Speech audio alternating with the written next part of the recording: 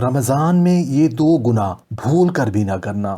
رمضان کے دو ایسے گناہ جن کا قبر میں سخت عذاب ہوگا۔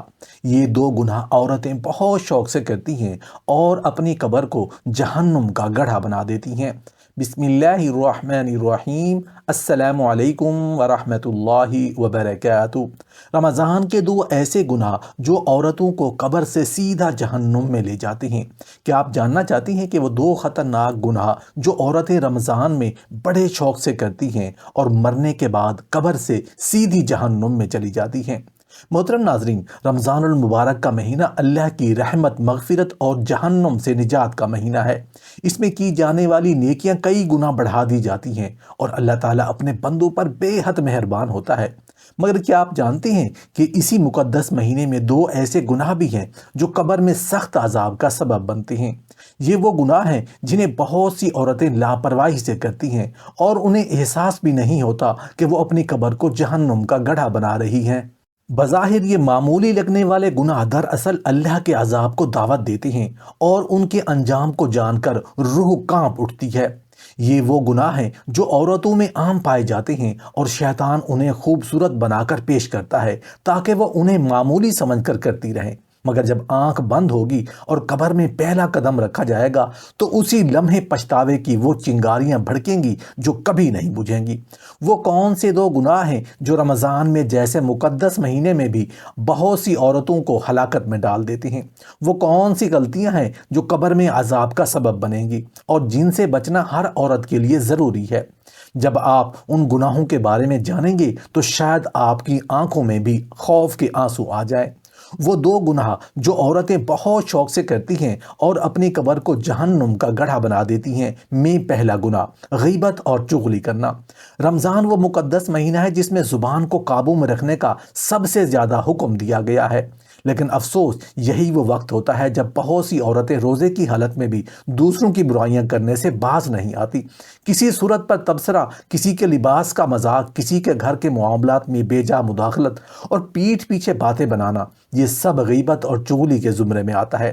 نبی کریم صلی اللہ علیہ وسلم نے فرمایا، غیبت یہ ہے کہ تم اپنے بھائی کے بارے میں وہ بات کہو جو اگر وہ سنے تو اسے ناگوار گزرے۔ قرآن نے غیبت کو مردہ بھائی کا گوشت کھانے کے مترادف قرار دیا ہے۔ تصور کیجئے کہ جس عورت کی زبان پر ہر وقت دوسروں کی برائیاں میں مشغول رہتی ہے، اس کی قبر میں کیا حال ہوگا؟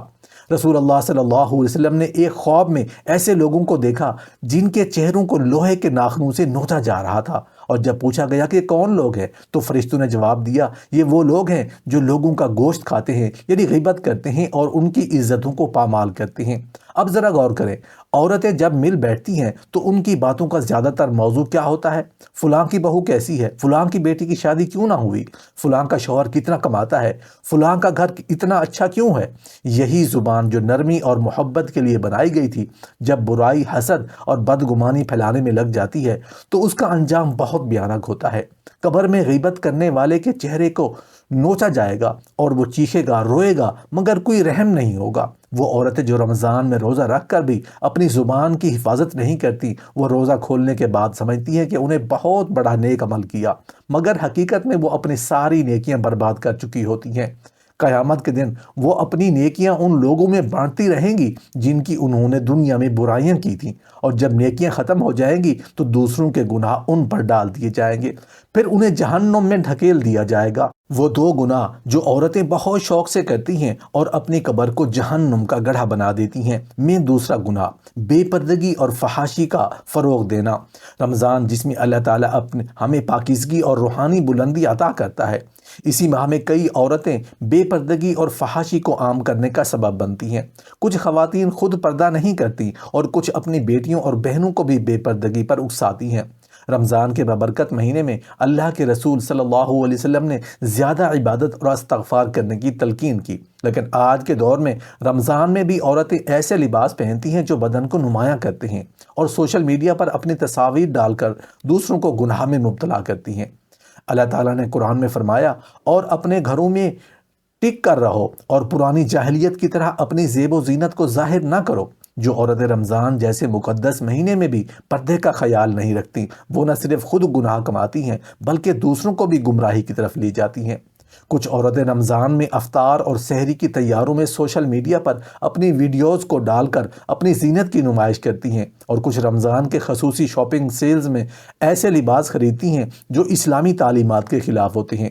رمضان کے مقدس لمحات میں جب فرشتے رحمتیں نازل کر رہے ہوتے ہیں، کچھ عورتیں بازاروں میں گھوم پھر کر اپنی زیب و زینت کو نمایاں کرنے میں مصروف ہوتی ہیں۔ وہ بھول جاتی ہیں کہ قبر میں پہلا سوال نماز کے بعد حیا اور پردے کے بارے میں ہوگا۔ ایسی عورتوں کے لیے نبی کریم صلی اللہ علیہ وسلم نے سخت الفاظ میں تنبیہ کی ہے۔ میں نے جہنم میں زیادہ تر عورتوں کو دیکھا۔ جب صحابہ نے اس کی وجہ پوچھی تو آپ صلی اللہ علیہ وسلم نے فرمایا، وہ ناشکری کرتی ہیں اور بے حیائی کو عام کرتی ہیں۔